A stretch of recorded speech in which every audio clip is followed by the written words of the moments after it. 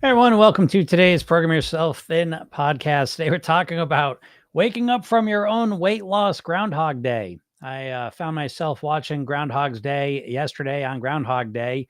And if you haven't seen it, spoiler alert, basically Bill Murray has to keep reliving the same Groundhog Day over and over and over again until he, I guess, improves as a person, learns his lessons, let's say.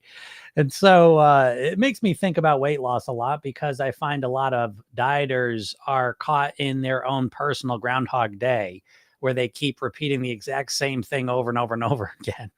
And it's not typically the same day, but it's the same experience. And it basically starts on a Monday, right? It usually starts on a Monday where you start your plan, whatever it may be, doesn't matter, keto, Atkins, low fat, low protein, I don't know, whatever, whatever your crazy plan is, you're going to do. You jump into it 100% on day one. You do it for a couple days, maybe a couple of weeks, and eventually, what happens? You go right back to your normal behaviors, and you put all the weight back on that you may have lost. And you may do this 10 times, 20 times, 100 times. Okay. And what ends up happening is out of those times, once in a while, you lose a bit of weight and then you'll put it back on. And eventually what ends up happening is that you never lose any weight because you can't even get yourself to start or stick with it for any period of time. But you keep trying the same exact thing. And that's the point I'm trying to make, is that the Groundhog Day piece of it is that you keep doing the same exact thing. Now, sometimes the same exact thing can look a little different because one might be low carb, one might be, counting calories, one might be counting points, one might be not eating for 16 hours. But at the end of the day, it's the same story that you're jumping into it on day one, trying to completely and totally transform the way that you eat and act moving forward.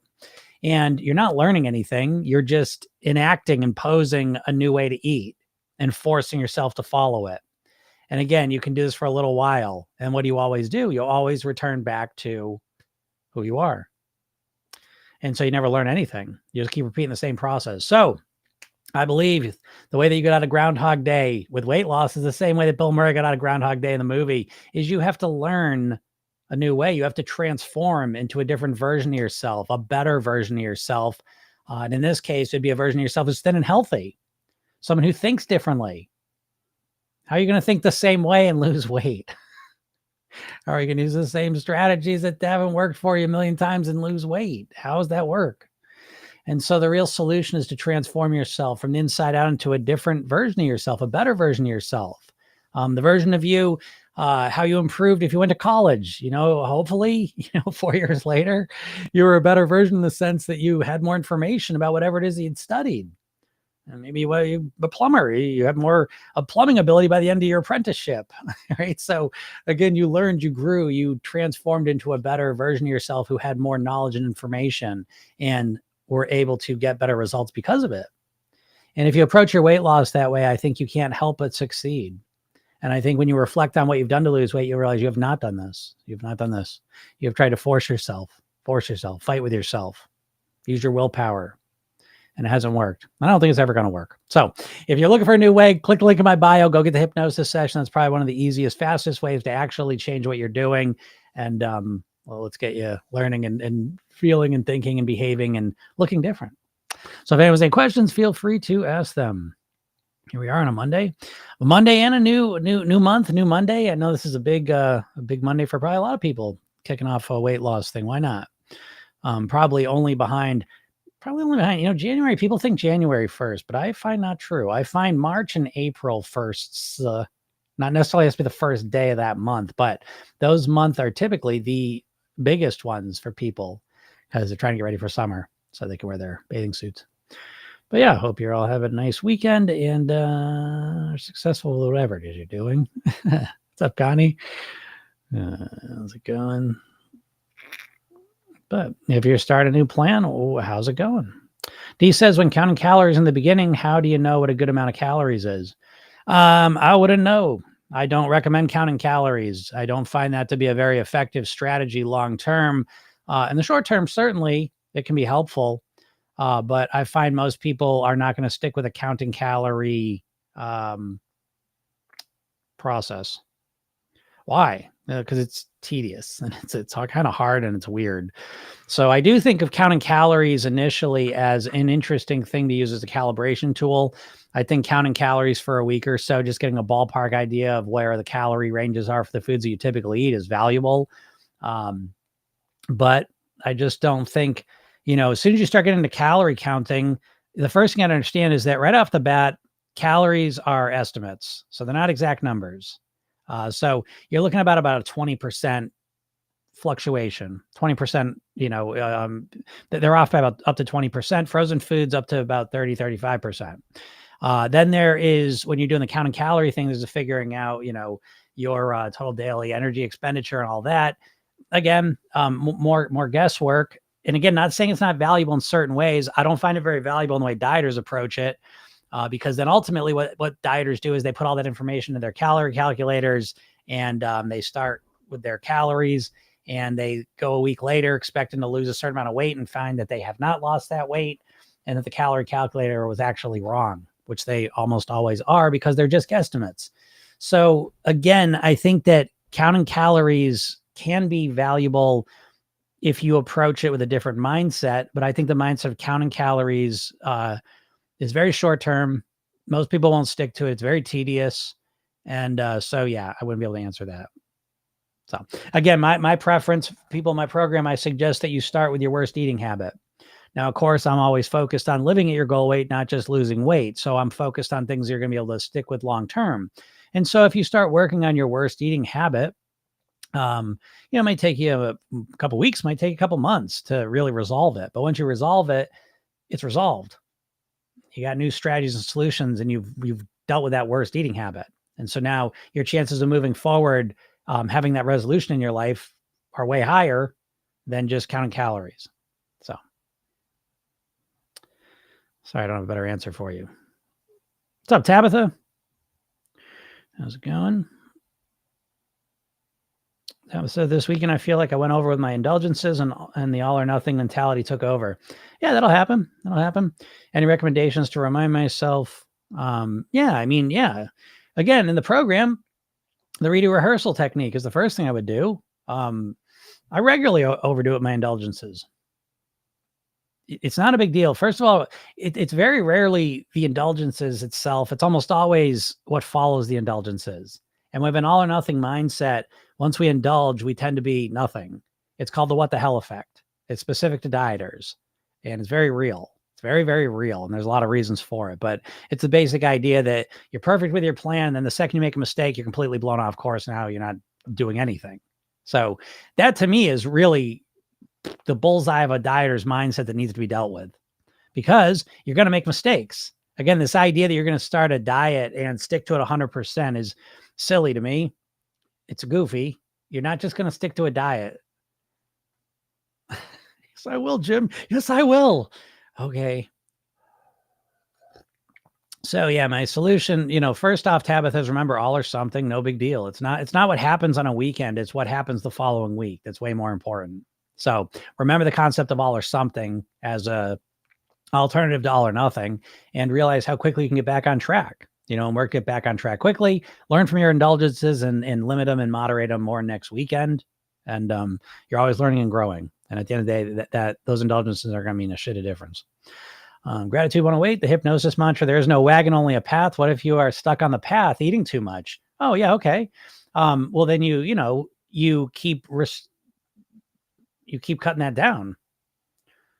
There's no wagon. I love that mantra. There is no wagon. I love that mantra. It's one of my favorite ones. There's only a path because you're always on a path, gratitude 108. So if your path is where you keep consistently, you're not stuck on the path. You're always walking the path. You're always walking it. That's the point of that. And even here with that question, right? So you're not stuck on the path eating too much. You're walking the path eating too much. And so I would get in the same stuff. I work to keep lowering calorie consumption down until I get to the weight that I want. Strategically, not diet-wise. Diet calorie restriction is almost always an overdone. And again, the average calorie, dieters will regularly cut 50, 60% of their calories out on day one. So I'm not talking about that. I'm talking about 10, 25% reductions in calories that are relatively comfortable consistently until you get to your goal weight, but 20% of the time. I hope that makes sense. So, yeah. So you're stuck on the path eating too much. I think that's the wrong question.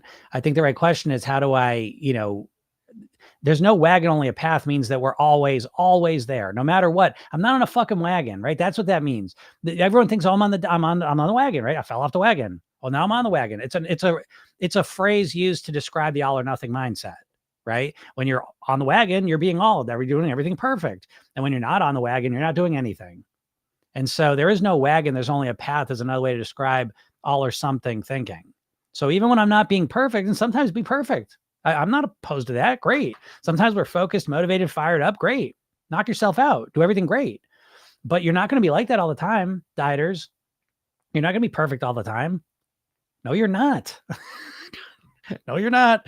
You're not a crazy person. Like you're when you look at what you've experienced has been dieting wise, you can do it perfect for a little while and then you can't. Join the club. It's not a you know what I mean? That's not a statement of how you're a bad person. Thanks, Lisa. It's a statement of how you're a human being, and no one's perfect. Now, maybe there's a couple outliers. Always a couple outliers that I guess maybe are perfect. I'm not one of them, so I can't relate to them. And so I think most of us are not perfect and don't even have the opportunity to be. I really don't believe it.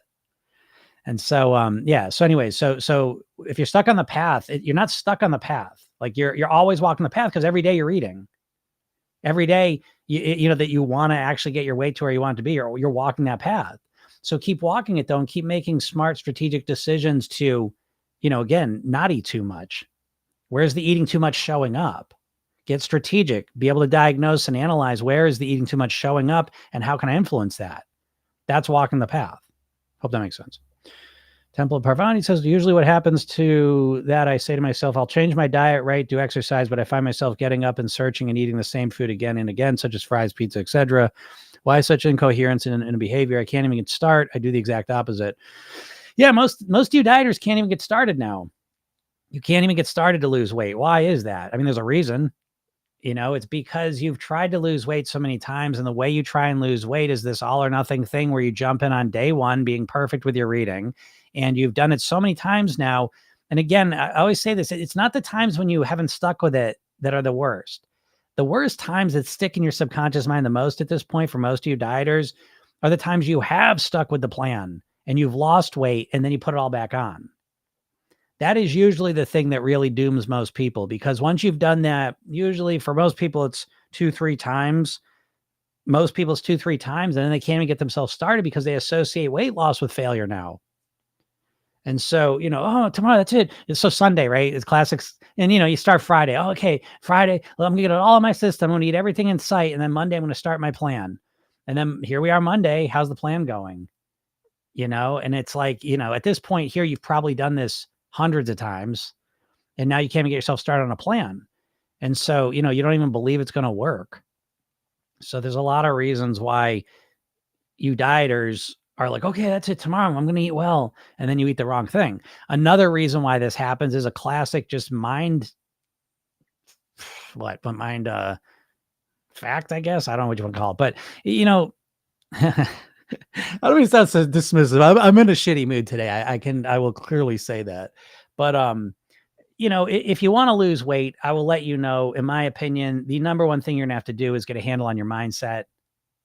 I think the mindset's the most important thing. Yes, changing your eating has to happen too on a physical level, obviously. But what's driving your change in eating is your mindset. And most dieters have a completely the wrong mindset. You have a dieter mindset, which is an overweight person's mindset.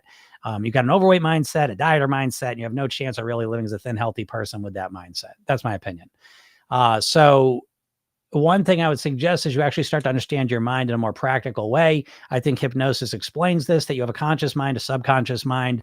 The subconscious part of your mind is the part of you that is in control. You're not a consciously controlled creature, as much as you would like to believe that. If you were, none of us would be here. You'd be at the exact weight you'd be at because you'd eat exactly what you should eat.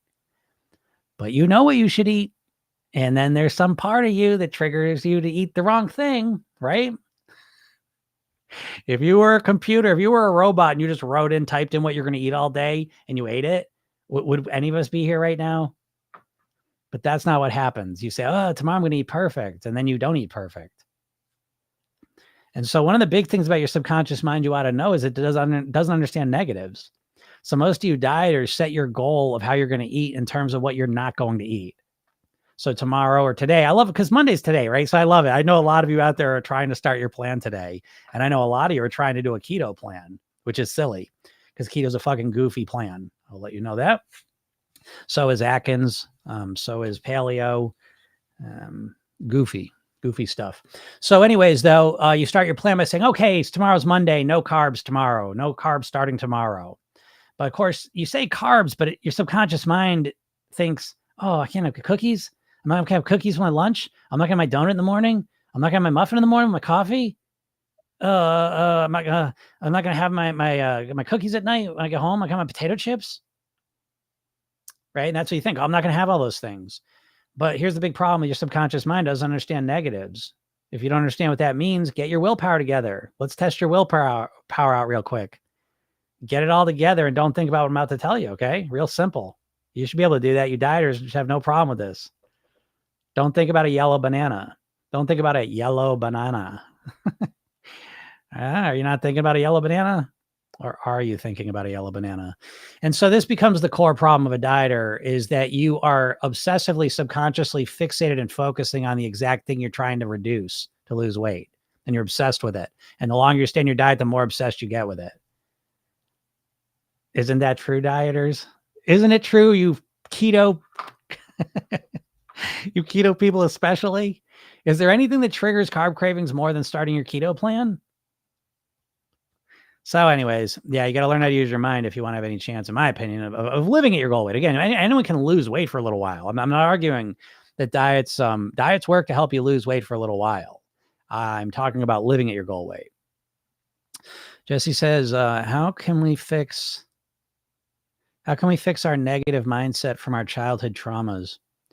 That's a great question. And I think you can. I know you can. I'm getting a feeling. The only reason I'm stuttering here a second is I'm thinking, Jesse, did you sign up for the coaching recently? Is that you?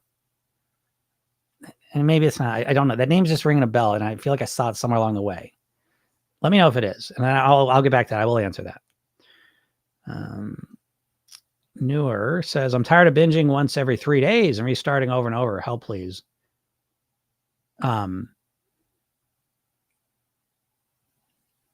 Yeah, you said your father died. How did you overcome that? Okay. Well, okay. Here's the thing. I think it's not so much the traumas. The traumas happen, right? Okay. So, are you in the coaching program though, Jesse? Did you sign up for the coaching? But okay, let's just talk about traumas real quick. And I'm not a trauma specialist. I just want to make that crystal clear. I'm a weight mastery specialist. So I want to make that clear. However, when you deal with weight mastery, you deal with all the other stuff in life typically for most people. And so for me, a big part of my, not only overeating, but over drinking and just being, crazy with stuff is that, there was so much roiling up emotion in me from my father dying. He died when I was 9. And so I never really processed that, didn't know how to process that. And the main way I kind of dealt with it is I just ran away from all those feelings and thoughts towards food, towards alcohol, towards crazy shit. And so I think that, so focusing on those things. Oh, okay, Jesse, I got you. And it's fine. Because again, I'm here to help you, Jesse, as well. Okay. So I want you to understand that. Your name just struck me. And if you had, we would have talked about in there specifically to you. But anyways, so I think that now, again, I'm not a trauma specialist. So please, I'm just going to give you my take on this. What I found is that the traumas caused me to feel a lot of negative emotion, and I didn't know how to deal with it. And I think in America, this is very common. I think we've been taught to use food basically as our main emotional management strategy. And on top of food is overconsumption of shopping, alcohol, drugs, entertainment. I mean, just constant consumption of stuff so that we don't have to deal with the feelings in us. So maybe that's accurate. Maybe it's not. That's my take on it. And so for me, starting to meditate, do yoga, use hypnosis, neurolinguistic programming, these things really help me to quiet what was going on inside myself physically, mentally, emotionally.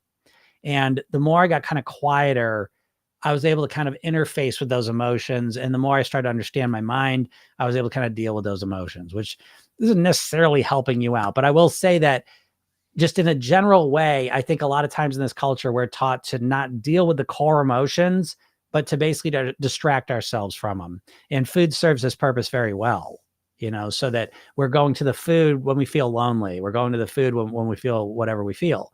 So for me, one other thing I'll share with you that I believe now 1000%. I think, again, I can't, I would have to know like what your trauma was. I could help you a lot with it, but I would have to know like specifically what your trauma was and talk you through it. So I'm kind of giving you generalized answers. But I do think I'm a big believer that we generate our emotions.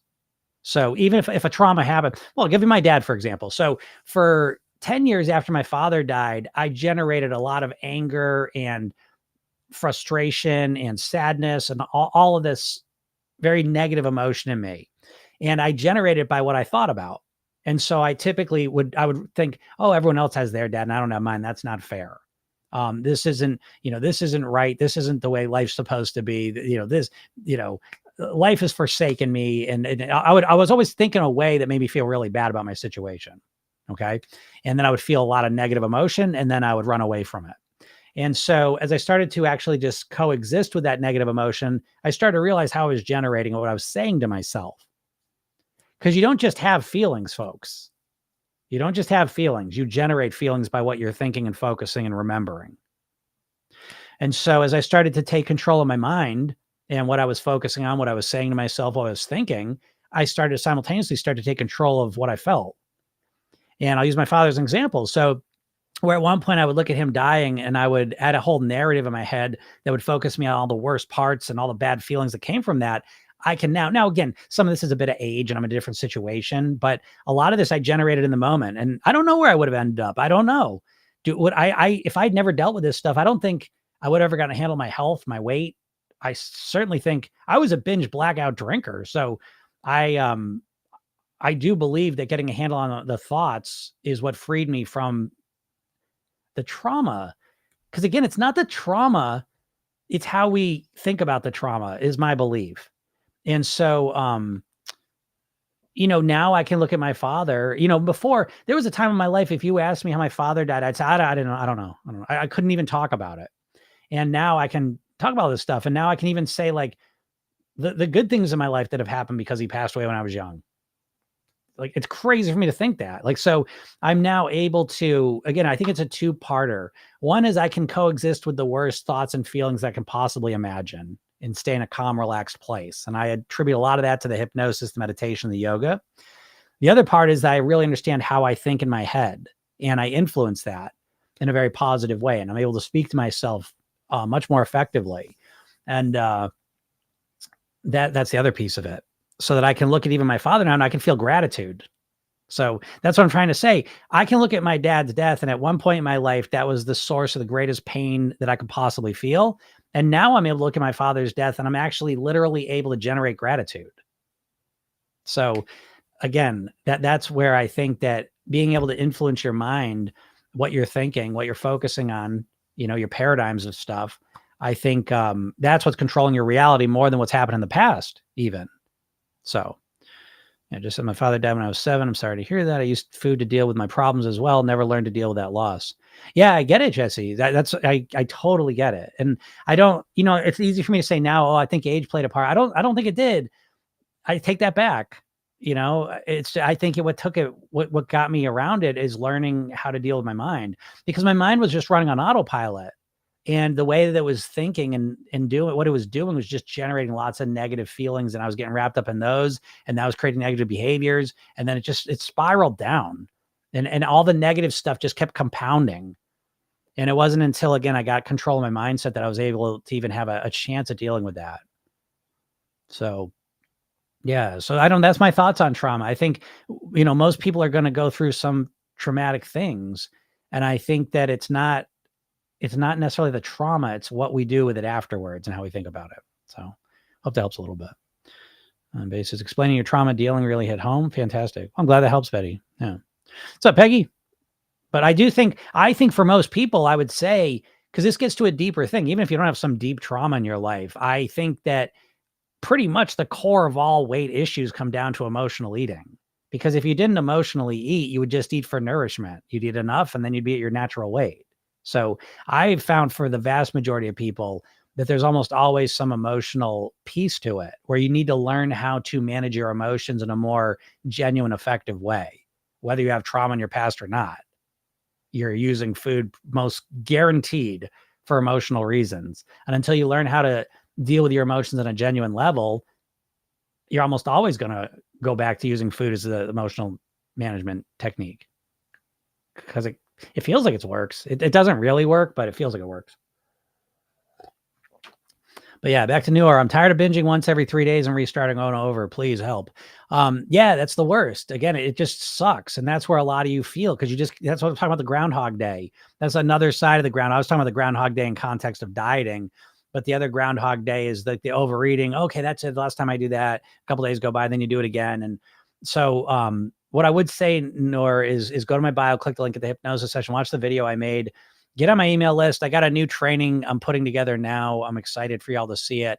Again, my goal, I'm always trying to make these trainings better and better, which is the only way I say I make them faster and faster because people's attention span gets shorter and shorter.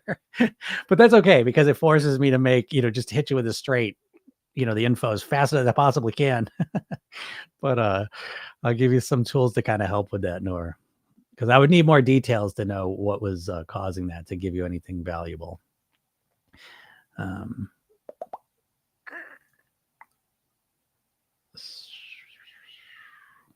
Miss any questions? Sorry if I did.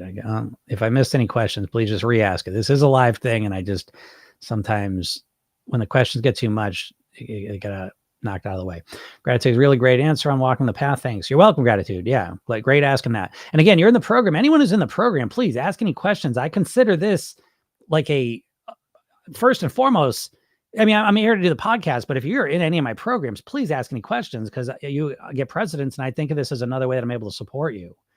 So Crystal says, is wild caught shrimp and tuna safe to eat daily? Is wild caught shrimp safe to eat daily? It's probably safe-ish, I would say. Tuna's a big fish. I don't know if I've eaten tuna every day personally. The bigger the fish, typically the more mercury it has in it, and the less I'm going to be eating it. I don't eat any of that stuff very often. So I can't answer that. That's not really my specialty, but from what I understand, tuna I definitely would not be eating every day. Probably not nor shrimp either. I mean, to get even wild caught shrimp is kind of hard. Most shrimp is farmed. And if it's like most farms, it's probably not the cleanest. So I would probably say no, but I would also say that's not my specialty. So try to make that point. P Butter says, how to control your subconscious mind. Well, first off, I mean, you don't really control your subconscious mind. You can influence it. I think it's, I don't I'm very like to be very specific with words because I don't want to set people up with the wrong expectations, but I don't know if you can ever really, I don't know if you can really control it, but you can absolutely influence it. And I say that even to the point that, I talk a lot about the voices in our head, and the specific voice I talk to you dieters about is you have a very negative voice in your head. And that negative voice is never going to go away. So you can't, one of the basics of neuroscience is you can't get rid of old wiring. So that negative voice in your head's not going away. And a lot of people get upset when I say that. But I think you're going to find that's true, but it's okay too. Okay. So it's not about getting rid of the negative voice. I still have a negative voice in my head and it's still the first on the scene. It's right there. The second I screw up and make a mistake, that voice is right there chirping in my ear. The difference now is that I have a positive voice that I've developed. And so that positive voice is right there afterwards. And so I have found that it's not so much the negative voice that's the problem. It's when you only have a negative voice in your head. And so if you have a negative voice, isn't a problem as long as it triggers the positive voice to come in. So I hope that all makes sense. But again, that goes to a deeper phrasing of what we're doing here. It's not so much controlling the subconscious mind, because if you control, it's kind of like, well, I'll just control that voice, that negative voice. I can't control that negative voice in my head. It keeps saying dumb shit. The thing is, I don't listen to it as much. I have another voice that comes in and kind of saves me from it. And this goes on to explain lots of things in terms of how I influence my subconscious mind. Jesse says, fill your home with healthy snacks to binge on instead. Keep the bad food out of the house. Yeah, but again, I mean, I wouldn't want to say I don't like the framing fill your home with healthy snacks to binge on. I would rather someone say, first of all, when I hear healthy snacks, I don't think of fruit and vegetables. And I think that there are no healthy snacks that come in boxes and bags, pretty much. So I'd say, fill your home with fruits and vegetables and eat those when you want to eat. I like that more. Keep the bad food out of the house. I like that idea a lot too. Just to be a little nitpicker over here. But I think nitpicking your language is a good thing. I think it's very helpful. So Vicky says you've also worked on healing from within. Yes, absolutely. Absolutely. Tons of work dealing with the traumas. For sure. And again, I don't know if you ever 100% get over it. You know what I mean? But I think you can manage it to a level, kind of back to controlling your subconscious mind. I don't have 100% control over my subconscious mind, not even close. But I have way more control over it than I used to have. And that makes my quality of life infinitely better. I don't think you need to have like 100% control over it. But yeah, healing from within as well, I think is part of the process for sure. But yeah, but what are you all working on? I know it's Monday fun day. We counting calories. What are you doing today? Like to know what people are doing if they even care, if they even care about their weight. D says, instead of counting calories, would you just recommend making more whole food choices? Yeah, absolutely. I love that. And we can only change so much at a time. And this is, again, something dieters don't want to hear, which is why I think, A, you need to have a longer time frame, and B, you need to have more patience with this process. And as a dieter, you've really been conditioned and trained to think very short term, which affects everything else that follows it. But yeah, I wouldn't count calories. I don't mind counting calories as a calibration technique, meaning I'm going to check calories this week just to get a ballpark. I think that can be very eye-opening, where you might be like, oh, I thought this snack was really good for, holy shit, there's tons of calories. I didn't realize that. I think that's really valuable. But then I think everyone has a really good idea of what their worst eating habit is. And I think if you start by focusing on that, and what I mean is not just stopping it. So let's just say, your worst eating habit is eating at night, not just like white knuckle willpower and stopping yourself from eating at night. That's not a real solution and strategy. What I want to do is I want to understand what's going on with my eating at night. Is it because I'm hungry? Is it because I'm not eating during the day? So now I get to the night and I'm starving. Is it because I'm really emotional? Is it because it's just a habit? Is it because this is what me and my partner do at night? There's a lot of reasons why we do what we do. So when I say like you got your worst eating habit, you've got to kind of unravel it a bit first before you can come up with a strategic solution. And so that's for most people, that's plenty of work for the first month or so. But what I'm trying to tell you is when you start taking a longer term approach and you find real genuine solutions, they last, as opposed to dieting, which doesn't last. You're not learning anything new. So again, most people are 2 to 3 worst eating habits away from being at their goal weight. Your worst eating habit, stop it. Because a lot of people, this is a whole other thing they do, where they'll be like, I got to stop every night I overeat. And they'll make it feel like every night they've got to fight that. But really, nighttime eating is a one behavior. It's one habit. And if you kind of minimize that down to one thing, it feels a lot more doable. And if you put your time into really come up with a strategy of how to not eat at night in a comfortable way and do some other stuff, and you really are able to install that, you've changed your weight dramatically, if that makes sense. So it's a different way of thinking, but again, it's built for the long term. And I think it's built around how your mind actually works. You're not built to micromanage things that are automated. And you've done this before, because you ever what example of this is like, it's like when you say a word like a bunch of times, you just keep saying the same word and eventually it stops meaning anything. You can do that with your behaviors. Like if you really try and figure out how you write with your hand, or try to understand how you can read, you start to lose it almost. It's weird. Try to figure out how you can walk across the room. How are you actually doing it? And a lot of things that we do on autopilot, things that we've learned and now just do automatically, reading, writing, driving a car, using a computer mouse, using a fork when you brush your teeth. These are all things you do completely automatically. And you're not thinking about them.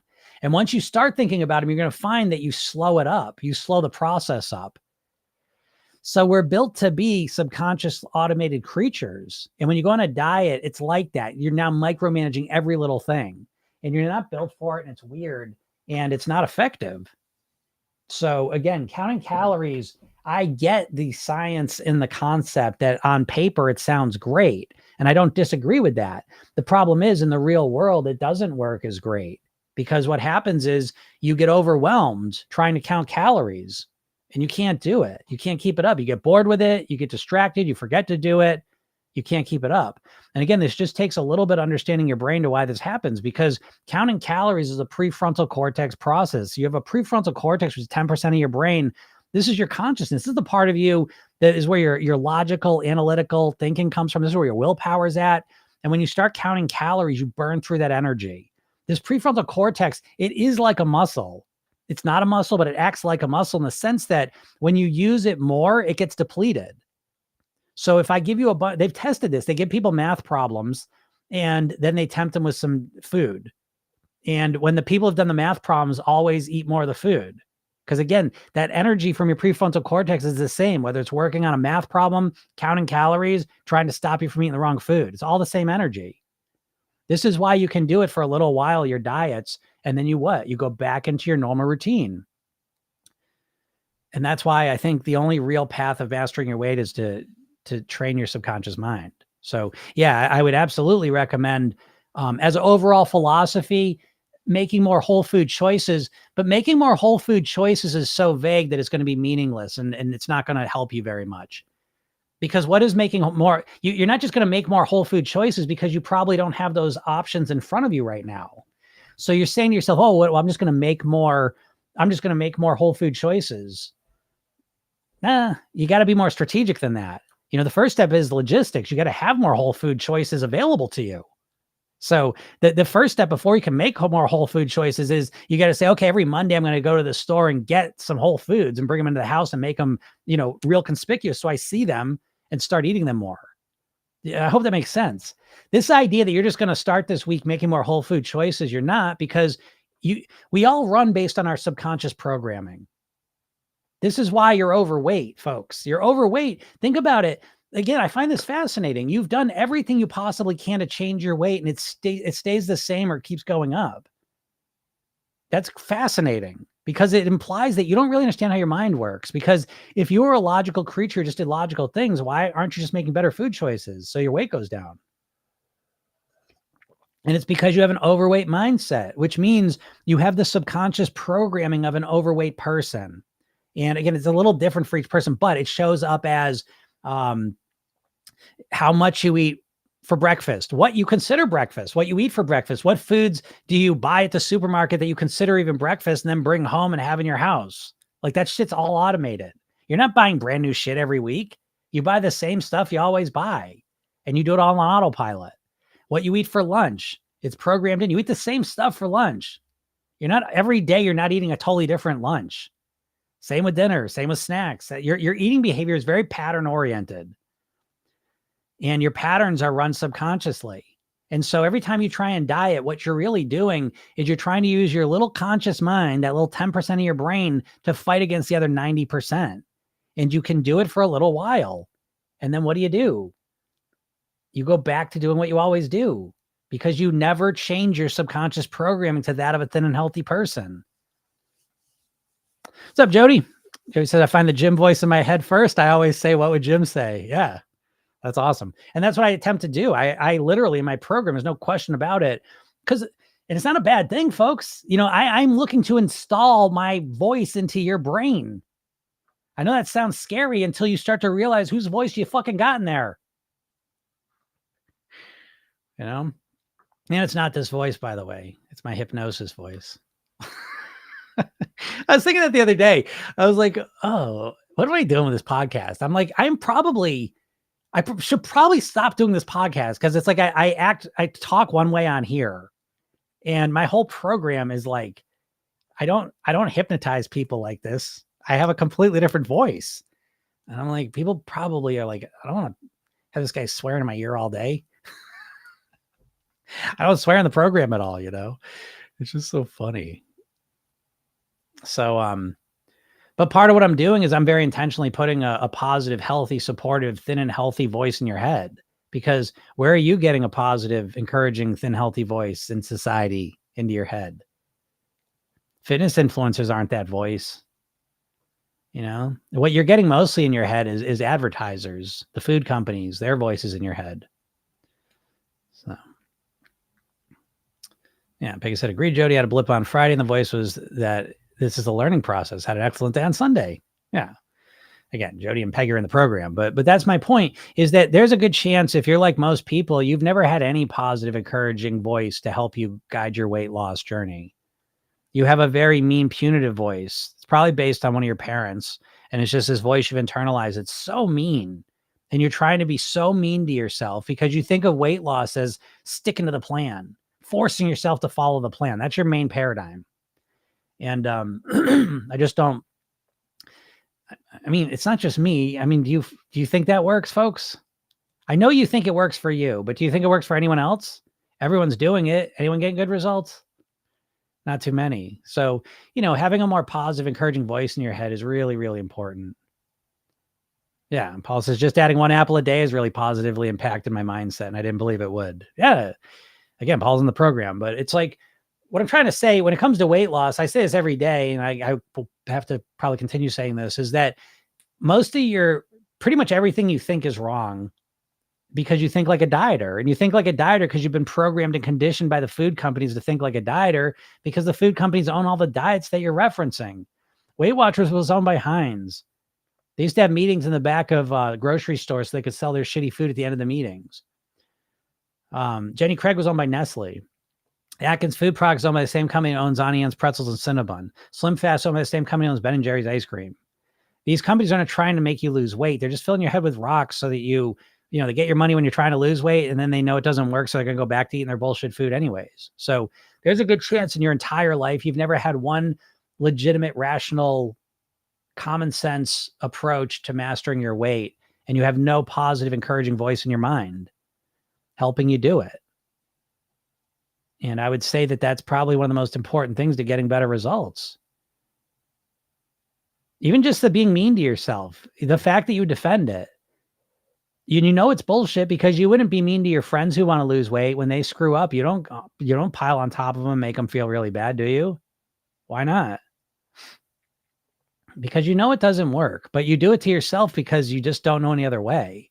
You're all so mean to yourself. And again, I say this all the time, but that's literally why I'm here, because it's not even just the weight and the shortened lifespan, most likely, that weight's going to do to you, and the decreased quality of life physically that most people overweight have to live with as they get older. It's really the emotional piece.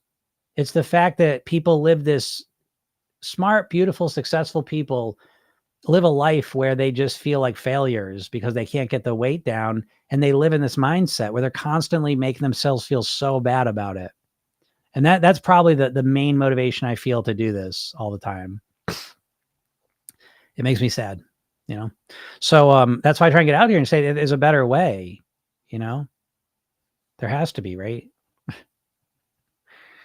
Jesse says, I struggle with having cravings for something sweet after dinner every meal. What are your suggestions for a healthy alternative instead of candy? I think one of my favorites, and what I do, is I have like a high quality dark chocolate. Again, I have found that high quality dark chocolate just reacts differently in my mind and body than like regular candy does. It's more satisfying. So I would try that first if you like chocolate. Banana, sweeter fruit I'd go with, give that a shot. But I keep working on it, Jesse. So hopefully you're in the mastery program, but let that be your focus. So redo that. Okay. If you're in the program, use the redo technique and then the rehearsal technique, and focus on after dinner, and keep coming up with this, keep testing things out until you figure out the perfect thing that works for you, and then install that so it runs automatically. Pickett says, if you have certain eating that you do from habit, don't you have to force yourself to stop that? Listen, there's always a little bit of force. I'm not going to sit here and pretend like what I'm saying that you don't ever use willpower. Of course we use willpower, but we use willpower very strategically.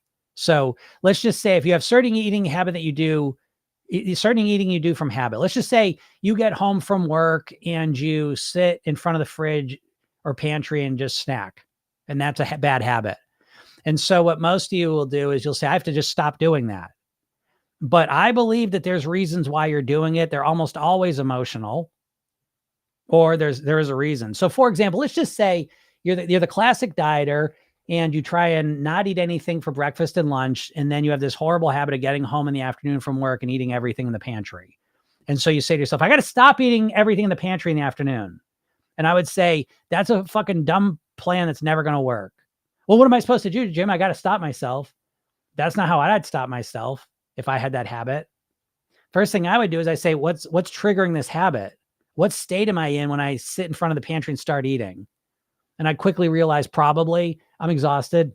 I'm tired all day long. I've been going and I'm hungry and I'm exhausted. And then I say, okay, how hungry am I? I'm starving. Why am I starving? Because I try to not eat anything all day so I could cut calories. That doesn't make a lot of sense, because the hungrier I get, the less control I have over my eating. So I'm not just going to stop myself from eating. Now I'm going to start saying I want to nourish myself during the day, so when the afternoon comes, I'm somewhat satisfied. First off, next thing I'm saying, okay, what state am I in? Oh, I'm exhausted. Okay, I had a really busy day and then I had to drive home. I'm exhausted. What do I want to feel? I want to feel energized. I want to feel some energy. Okay, well, sitting in front of the pantry and eating bullshit isn't going to do that. So what else can I do? I'm going to take a 15-minute nap when I get home. Then I'm going to take my dog for a little walk around the block, something like that. So I would start to put those strategies into place, and I would use my willpower to enact those strategies, those improved strategies. And then I would test them out. Did they work? Did they not work? Where am I at? And I keep optimizing them until I figured out a plan that worked for me. So I hope that shows up as night and day to what you all are doing out there. Because you're just like, you're wielding your willpower sword at everything. And it's not enough, because there's a reason why you're doing the wrong thing. It's not because you're a bad person who lacks willpower. There's almost more reasons why it's happening. And until you strategically resolve it, I think you're always going to be struggling. So I hope that makes sense. What's up, Elodie? Elodie says, I just started the program. Is it okay if my mind wanders during sessions? I'm not sure if I'm in a state of hypnosis. Yes, it's absolutely fine if your mind wanders. Those hypnosis sessions, first off, the most important piece of the hypnosis session, in my opinion, is not even the hypnosis. It's the relaxation and calming. It's the turning your attention inwards. So the first minute or two is always the same, where we're relaxing, calming down. So practice relaxing, practice connecting to your body, practice breathing more deeply. Then there's the suggestions I'm giving. They are important, but they're going in your head regardless. So you don't have to be in a trance for those suggestions to work. Folks, every commercial you see on TV is a hypnosis session. Yes, they do work. I know you think they don't, but they do work. And they work because those ideas go in your head and your brain hears them, and they trigger thoughts, feelings, and memories. So it's totally working, Elodie. And the main thing I want you to focus on is the relaxing, calming, the centering yourself each time you listen to one. And each and every day you're practicing that. And then the good stuff's going in your head, regardless if you're in some hypnotic trance or not. It's still affecting you, I promise you. And then I'm going to assume you're in the mastery program. The next key thing is the redo rehearsal technique and the weight mastery blueprints. Those are more important than, I mean, the hypnosis is really important, but it serves as a supplement to those things. Those things are even more important. And then the main thing of the hypnosis is the relaxation and calm. And then it's the suggestions on top of them. So I hope that puts your mind at ease. You don't have to be in some state of, perfect attentive trance to get benefit out of those. They're working. Promise you. Dot says, I only wanted to lose 3 kilograms. Now I have 10 because I am stuck in the all or nothing mindset. I only wanted to lose 3 kilograms. Now I have 10. I'm not sure what that means. Like, I only wanted to lose 3 and now I've lost 10. But, so I'm not sure what that means. Vicky says it's a little confusing. Oh, shit. Vicky says it's a little confusing going from one app, Circle app, to the Heart app. Will be on one app. Yes, we're getting rid of the Heartbeat app. So yeah, I was going to let y'all know that as soon as I'm done here, but we're going to be just using the Circle app. So Heartbeat app, you can delete that. It's gone. Unfortunately, wanted it to work out. It's not. We're moving on. So I'm still recovering from that. That was, and let's take a second here. The app thing, it's going to be really good now. I just got to remobilize, because I've spent literally the last month. It's more than that. It's a month and a half, but the last month, and it's depleted me. It really has. It's depleted my mindset. So we're going to use the Circle app, and I'm really excited because I got cool stuff planned. So yeah, I got you, Vicky. Yes, bro says, why don't I get full in one sitting, no matter how much I eat, full of fiber and 200 grams of protein? I want to seek medical attention because it's depressing. Why don't I get full in one sitting, no matter how much I eat of fiber? Well, I will tell you, I mean, fiber, the benefit of fiber shows up when it's accumulating. So you can eat a ton of fiber right now, and that's not when you're getting the benefit. Well, you get the benefit as the fiber accumulates in your gut and it starts to build up. That's when you're gonna start to notice the benefits of that, because as the fiber stays in your gut, it activates the ileal brake more. It starts to create a healthier microbiome, which helps generate more GLP-1 hormone. I mean, it's a what's the word? I'm blanking on the word here. It's an accumulated effect. So yeah, I would stick. I wouldn't just try and eat like one time, like, oh, I'm still hungry. I would up my fiber intake. And 200 grams of protein. Yeah, that's not going to do it either. The fiber is the main thing that's going to satisfy you more than the protein. 200 grams of protein. I can't even imagine what you're eating to get 200 grams of protein, but that's interesting. So yeah, I mean, I don't know what you're doing. I don't know what you're eating or what the plan is, but one day is not going to do it. You have to let the fiber accumulate over a couple of weeks. So raise your fiber intake for a couple of weeks and then see if that helps. Vicky says, when will we be migrating to one app? Right now. I mean, you can just literally delete the Heartbeat app if you want. We're just only going to be on the Circle app moving forward. Like I said, I'm going to send a message out, but you can just take that right off there if you want. There'll be no more updates. Nothing else is going to be happening in the Heartbeat app. Dad says, I went to therapy for that. I just felt crazy. What was that? You went to therapy for? I forget what you just even asked. Oh, again, I couldn't understand it. What, that you want to lose 3 kilograms and then you lost 10? Again, I didn't understand the initial part. Ron says, do you have any ideas to prevent late day eating? Yeah, I've got a million ideas to prevent late day eating. I like your framing too. I like the prevent. Program yourself. Then I always think of as a prevention mindset, where we're actively looking to prevent the problems. Because when we look about preventing, we look at what happened before it that led to it. So the biggest thing I see about late day eating, the number one reason I see people late day eating is because they're trying not to eat during the beginning of the day. They try and eat as little as possible in the beginning of the day. They get themselves ravenous and they're exhausted, and then they binge in the afternoon, evening. So that's my number one by a mile, is to honor your hunger, manage your hunger throughout the day so that by the time you get to the late day, you're not starving. That's number one. Number two is to start eating more fiber. Start eating more whole natural foods, fruits, vegetables, greens, beans, whole grains. The more of these foods you eat, the more satisfied you'll feel, most likely. And that'll probably help you as well. And then when you have late day eating, when you want to eat something in the late day, go ahead and eat something, but eat something like I just mentioned, whole natural. So that'll help you. Peggy says, sorry, the Heartbeat didn't work out like you wanted for the administrative portion. From a user perspective, I like Circle so much more. Yeah, and I think they were both great. So yeah, it's not a big deal for me. And I don't even give a shit at this point because, it so reminds me, I think about this quote every single day because I don't have ADD. I don't think I have ADD, but I definitely have a hyperactive mind. And there's a quote, one of my favorite quotes of all time is that the person who chases 2 rabbits catches neither. And so that was happening with those apps. And now that I'm just onto one, that's the one we're doing. I can make everything work in it. And yeah, so like I said, I'm really excited for you all. And there will be eventually a free part of that program app in there. So everything's going to be able to help all of you, even if you're not in the programs. Tabitha says, I follow a lot of influencers that they only talk about losing weight, calorie deficit, and so on. Is this affecting me? Yeah, I would imagine. I find I can't listen to fitness influencers at all. I don't do it at all. I find them extremely confusing. I find that they say things that are primarily based on financial reasons, because a lot of times they're promoting something. And even if they're not promoting something, they've bought into this idea because of someone who's promoting something else. And this is why I think you see a lot of influencers make their money from promoting supplements, bars, powders, shakes, bullshit. And so I don't think, I think it just becomes an echo chamber of bad information. And I think if you're listening to lots of influencers, I think you're going to struggle because I think you're going to get so much stuff in your head and you don't know what way's up. And it's just very confusing. So I think listening to lots of fitness influencers is a very, very bad strategy. So I definitely think it's infecting you. And they're telling you a bunch of bullshit, all day long. It's the reason I'm even out here is I'm trying to be some voice of what I consider to be sanity, amongst these people. Cause I think they're always at the very least reinforcing this diet mindset, and you can reinforce it in a million different ways. And I think it really sabotages a lot of people. So.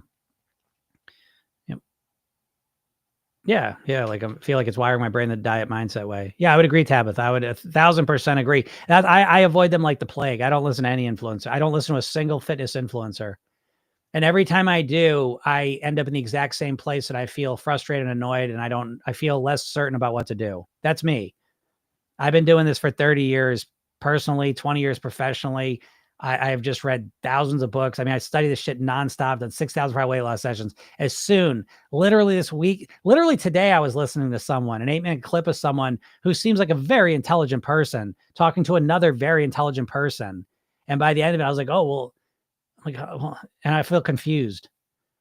So I would strongly recommend pick someone you like, listen to one person at most. And I think you'll be better off that way, because I find them very, very confusing. And I think I don't know, like it's just, yeah, I find fitness influencers just, yeah, it's that diet mindset. I think it's very toxic for most people too. On top of the information, it's almost always contradictory. Because listen, you've got to. This is my struggle with why I don't. Sometimes I'm like, well, should I start interviewing people? I did that before, and I'm like, if I start interviewing people, what happens is I'll start interviewing everyone.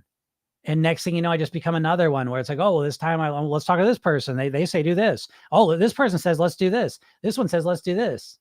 And it's like, I don't want to do that. So, I do this model of podcasting, which is this is not the podcast model. If you want a successful podcast, I'll tell you that.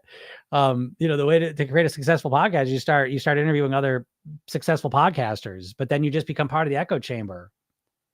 So there it is. Like you said, you're multifaceted, not one-dimensional. Yes, absolutely. Katie said, you're also different in the coaching calls. There's different versions of all of us. Yes, absolutely. Absolutely. Tabitha said, work hard to get means work hard to keep. Do you believe this is true? Kind of makes sense, though. Work hard to get means work hard to keep. Work hard to get means. I'm not sure exactly what that means in this context. Like work hard to lose weight, work hard to keep it. I mean, I look, yeah, I mean, I do agree with that if you look at both of those equally, then I totally agree with that. If that's what you mean. I think we want to do that. That's always a question. I love that question, that would you work harder to earn $1 million or to keep your $1 million that you already had? And so most people are going to work harder to keep the $1 million they already had, right? Because they have ownership of it. And they've got it now. Now they want it. And it hurts to lose something than it does to not get something we never had in the first place. But when it comes to weight loss, people lose their weight loss all the time.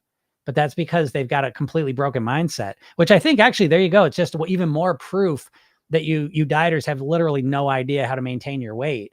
Because I think it is like there's a human psychology to fight to keep things we have more than to gain them.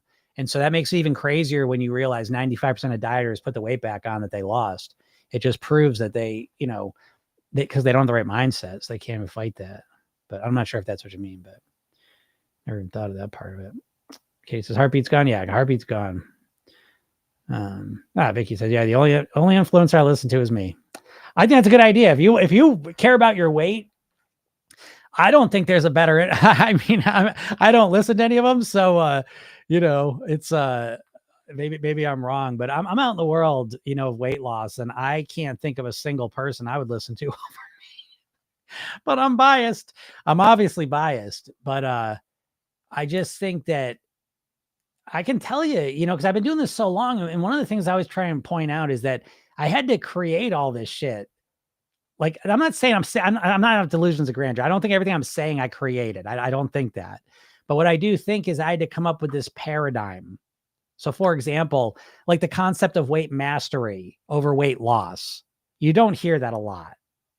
As a matter of fact, I've only heard one other person use that, and I don't know. I don't know. They come up with it. They hear it somewhere.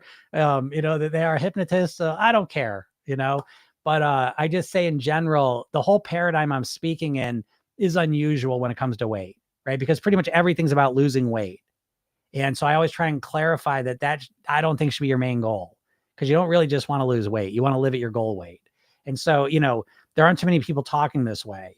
And I do this every day because I'm looking to fight, literally, I know every weight loss thing out there is about you want to lose weight quickly. So I'm kind of swimming upstream here to some degree, and I know that. However, it's because I believe this is the only way, or it's pretty much the best way. Is it the only way? No. 5% of people that lose weight on diets keep it off forever. So again, I'm not saying that there aren't a couple outliers that'll get the results you're looking for, but I do believe that if you've tried losing weight and you've lost weight and then, put it back on, you're probably not going to be one of them 5% that succeed with diets. That's what I think. But so I'd be the only here. Let me give it this way. I'd be the only influencer I'd listen to. Give it a month. Give it a month. I do one of these every day. After a week or two, you'll know. It sounds stupid. This is dumb. I'm going back to David Goggins. I need some more motivation.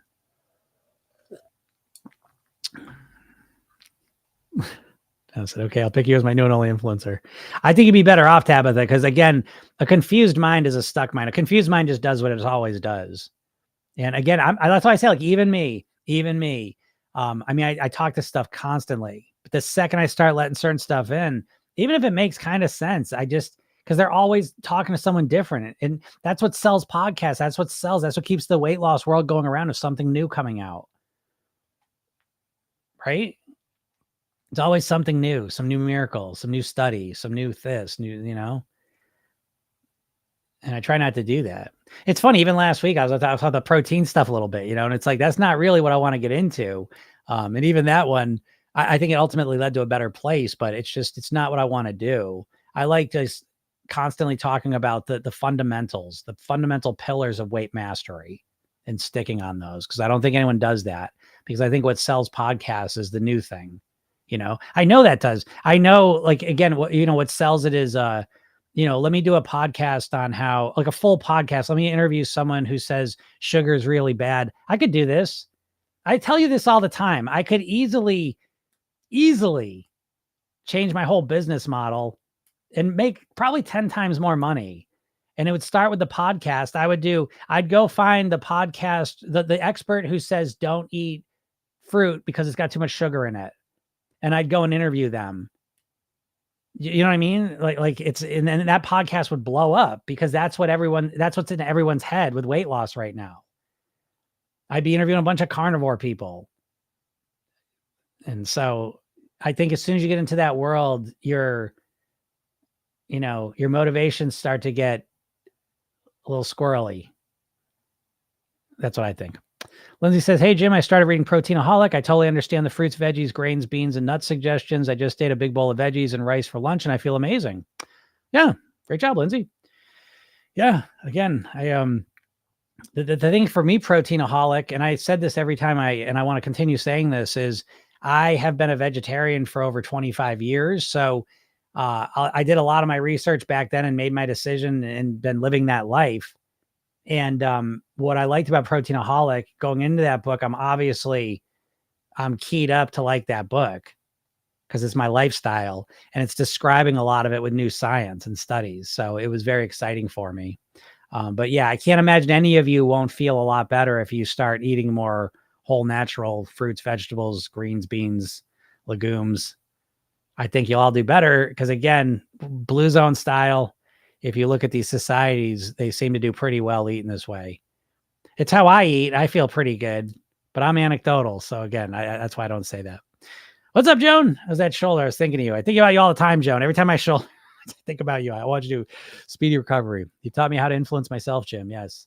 And that's what I aim to do is again, that's pretty much my main thing I do, is I help people learn how to influence themselves, because I think the biggest challenge of the diet industry and the weight loss world is that you're always told what to do. So a lot of dieters walking around with these ideas of what they should do, what they should eat, what they shouldn't eat, but you have very little ability to get yourself to actually do that. And so I think that it's really important that you learn how to influence yourself so that you're able to do the things that you want to do. And I don't think you ever really learn that. So that's great, John. I appreciate you saying that. Tabitha says you're the best, like really, really. Well, thank you, Tabitha. Appreciate that. He says, no one, and you are articulate weight mastery beautifully. You articulate weight mastery beautifully. Well, thank you. Appreciate that. It really resonates with me. Mastery are the first thing I've heard articulate that concept.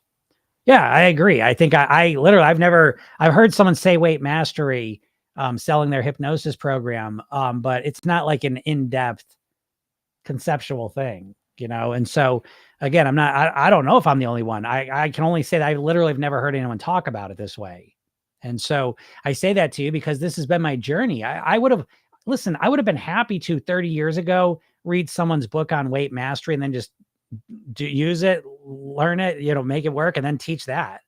I have no problem teaching other people's stuff. I don't need to be, I don't want to be, I would much rather just have someone teach me something and I could teach to other people, use with other people. I prefer that, but it just didn't exist. There's no one talking about weight mastery. There's no one conceptualizing the goal that the goal is not weight loss. It's living at your goal weight, for the rest of your life on your autopilot. I've never heard anyone say that phrase. And the only reason I come up with it is because I work with actual people over and over and over again. And you start to realize what they're coming in with isn't getting the job done. And so it's been up to me for 30 years personally, 20 years professionally. How do I move these people to the direction they want to go in? And in order to do that, you have to question a lot of assumptions people come to you with, which again brings me back to the core thing I tell you all the time, that as a hypnotist, I thought I was going to hypnotize people to lose weight, but it's much more about dehypnotizing people, dehypnotizing myself. Back to the Mark Twain quote, it's not the stuff we know for sure. It's not the stuff we don't know that gets us into trouble. It's the things we know for sure that just aren't so. So again, it's more often what's the path forward to where you want to go. It's usually less about getting yourself to do the things you got to do, and a lot more about realizing the thing I thought I had to do actually is wrong, and I need to do something different. So, am I Greek? Yes. Crystal, is a ton of protein as important as everyone says? No, absolutely not. It's absolutely not. The protein is overstated a lot. So there's no question about that, especially in America and especially the weight loss world. Again, protein is an enormous, enormous industry. It starts with meat and it ends with all the protein supplements and powders and bars. It's all protein. The protein thing, in my opinion, it's an extension of the keto, Atkins, paleo world, carnivore world now. And it's overstated. And if you look at the blue zones, I got to go look at why they think that's all wrong. But I mean, you can look at pretty much, if you go back 100 years ago, pretty much all societies are living like the blue zones because no one had the ability to eat as much protein as they recommend eating now. You just couldn't eat that much meat. You can't being able to eat this much protein and this much meat. And I know they're different, but you can't eat this much protein unless you have supplements and powders. So to be able to eat this much protein as is recommended now, it takes lots of resources that all the societies majority didn't have, except for some outliers in the outside world. So the blue zones, if you look at them, are areas of the world where people lived. They had the highest number of 100-year-olds. I messed that word up. And they study how they eat. And without exception, all of them eat low protein diets, high carb diets, and they all live to 100, healthy and happy. So is it possible that it's just because we haven't had access to this much protein that we haven't even begun to tap into our, peak physical form?